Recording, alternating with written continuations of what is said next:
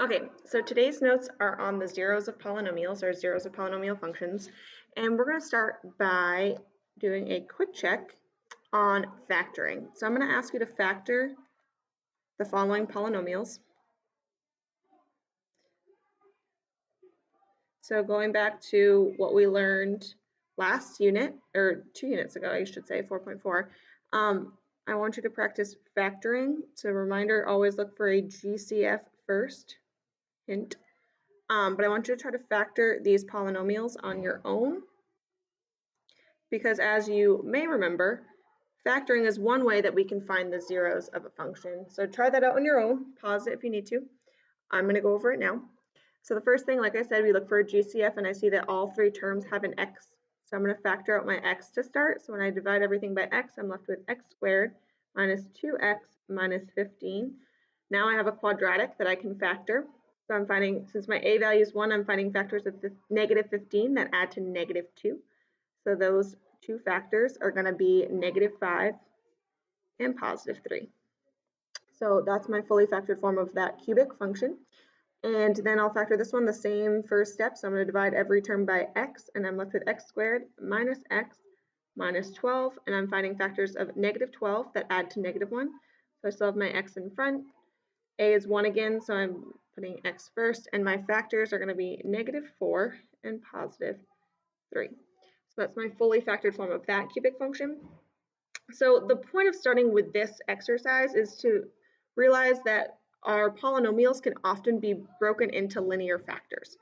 So I'm going to put a little star here. Factored form is when we break the function or the expression into linear factors of x minus something.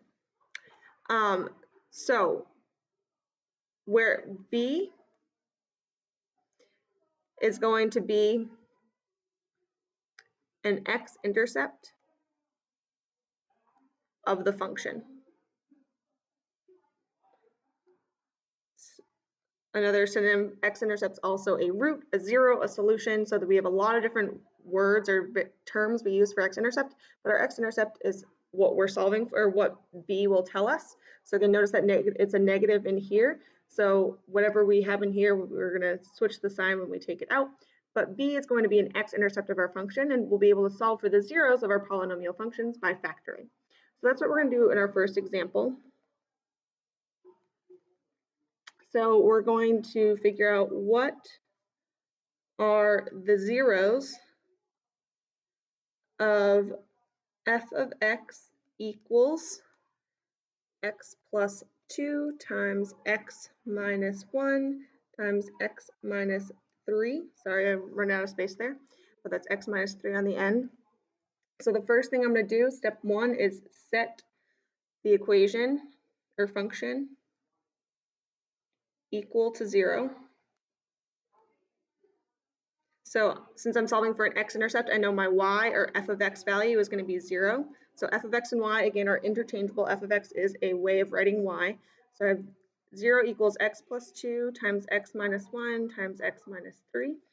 And we know from the zero products property that since I'm multiplying these 3 terms, one of these 3 terms has to be 0 if the equation is equal to 0.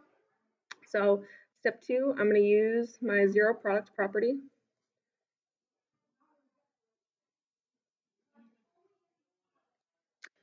To set each binomial equal to 0, or each term.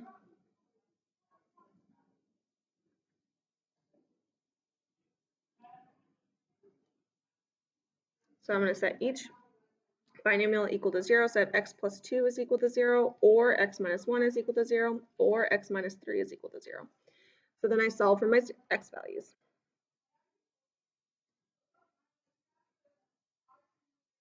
So when I do that, I get x is equal to negative 2, x is equal to 1, and x is equal to 3.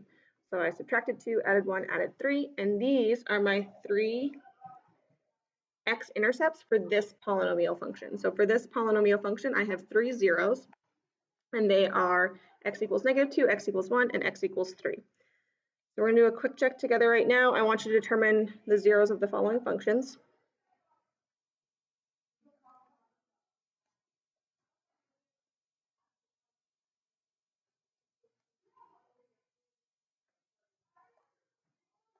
So the first one is y equals x times x minus 5 times x plus 3. And the second is f of x equals x times x minus 4 times x plus 3. So try those out on your own. I'm going to go over them now. So again, I set each one equal to, or I set the whole equation equal to 0. So I plug in 0 for y in this problem, and I get x equals 0, x minus 5 equals 0, and x plus 3 equals 0. So if you notice, we're using the same equations from before. Now we're actually solving out for the zeros. So x equals 0 is one solution, x equals 5 is another solution, and x equals negative 3 is my third and final solution, x-intercept or 0 or root. All of those mean the same thing, so those are our three possible answers. Here, again, I'm going to substitute 0 for f of x, which is a synonym or the same thing as y. So I have 0 equals x times x minus 4, x plus 3. Then I'm going to set each term equal to 0. So again, x equals 0 will be one solution, because that's this term, x equals 0, or x minus 4 equals 0, or which would leave me with x equals 4, or I'll fit this in down here, x plus 3 equals 0, which means x equals negative 3 is my final solution for that polynomial. All right, just a quick little thing to see who's listening. If you are listening to this right now, please just send me a quick email saying that you are listening to this. I'll give you some extra credit. Please don't tell your friends about this so that I can get an idea of who's actually listening to it. But if you're listening to this, please send a quick email to me so I know that you are indeed listening, and I will give you some extra credit. All right, I'm going to flip the page now for the next part of our notes. Okay, so now we're going to do an example going the other way. So here we're going from factored form to our zeros, but now I want to go the other way. So if we know our zeros, can we write an equation? So I'm going to ask us, what is a cubic polynomial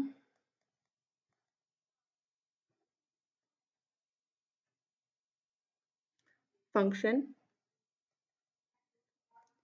in standard form with the zeros -2, 2, and 3. Okay, so now we have our zeros, so we're going the other way. We know our x-intercepts, but now we need to write the equation in standard form. So we're working, in our last example, we were working forward to find the x-intercepts. Now we're working backwards from the x-intercepts to the graph. So to do this, step 1, we're going to substitute into factored form. Sorry.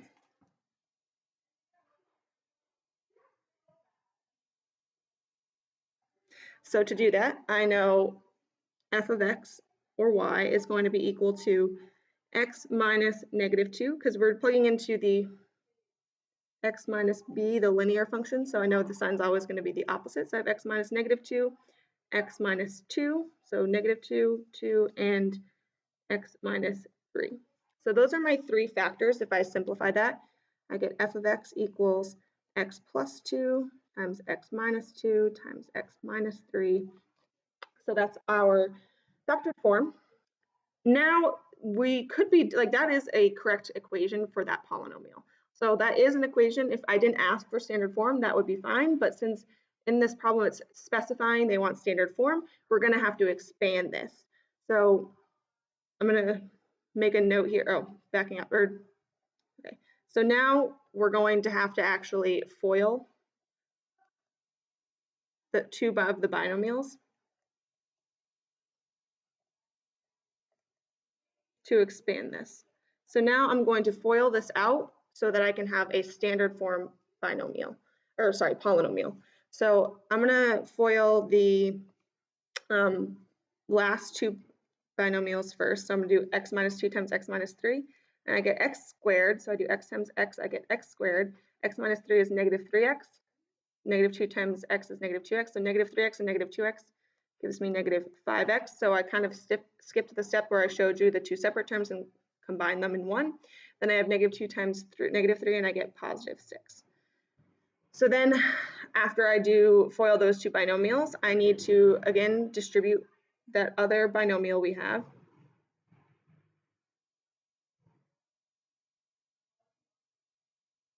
So this gets a little bit messier. So I'm going to do x times each one. So I have f of x equals I'm going to do x into each one of these. So I have x cubed minus 5x squared plus 6x. Then I'm going to do the other one. So I have plus 2x squared minus 10x plus 12. That's a 12 there. Sorry if it's hard to see, but that's a 12. So now I've fully expanded it. I need to combine my like terms. Step 4. So when I do that, I get f of x equals, there's x cubed, and there's no other x cubes here. So I have negative 5x squared, and I have a 2x squared. So that becomes negative 3x squared. Then I have x and x.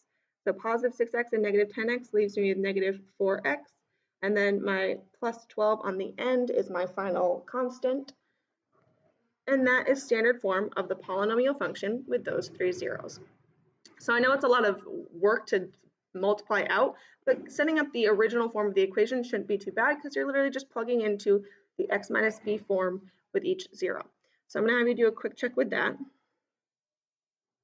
What is the cubic function with zeros 3, 3, and negative 3? So try that on your own, follow the same steps. I'm going to go over it now. So step 1, again, I'm going to plug into my factored form. So I have x minus 3, x minus 3, x minus negative 3. So that becomes x minus 3 times x minus 3 times x plus 3. So now I'm going to FOIL that out. So I'll again start with the back two binomials. It doesn't necessarily matter. This is just the order that I choose to do this. So I have x minus 3 stays in front, and then I do the first two terms. So I have x squared, then x times positive 3, then I have x times negative 3. So those, if you notice, these are conjugates, or this is like the difference of two perfect squares. So the plus 3x and the minus 3x actually cancel each other out. And then I'm left with minus 9. So I have x squared minus 9. Now I'm going to FOIL my binomial, my two binomials again, and I'm left with x cubed. So I FOIL that one first. Minus 9x minus 3x squared plus 27. And since standard form, I need to have my variables in descending order. I need to change the order of the 9x and the 3x squared.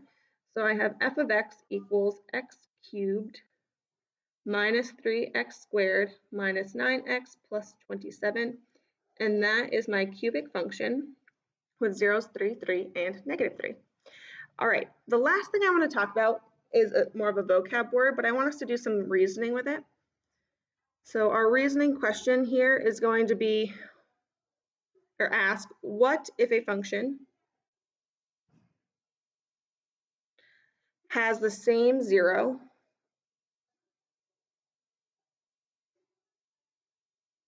which could also be called a root, a solution, an x-intercept, all mean the same thing, more than once.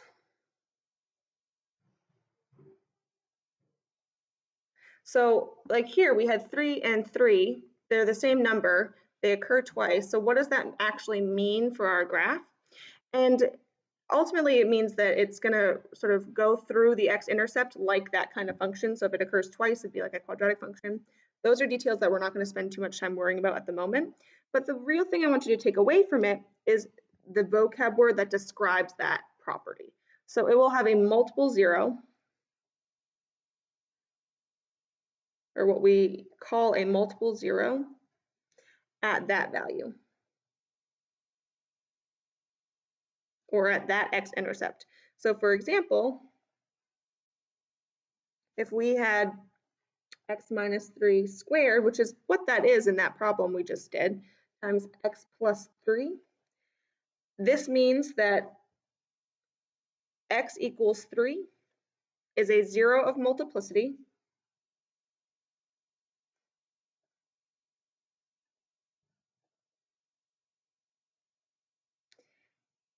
two. So since it has a degree of 2, That's where that comes in. But this whole concept, this is a 0 of multiplicity because it has an exponent of 2, so it has a 0 of multiplicity 2. If it was to the third power, it'd be a 0 of multiplicity 3, or if it were 4, it'd be multiplicity 4, and so on and so forth. So this is more of a vocabulary word to describe this process. But that's all for today. Make sure you write down any questions, comments, concerns you have so we can go over them together in class.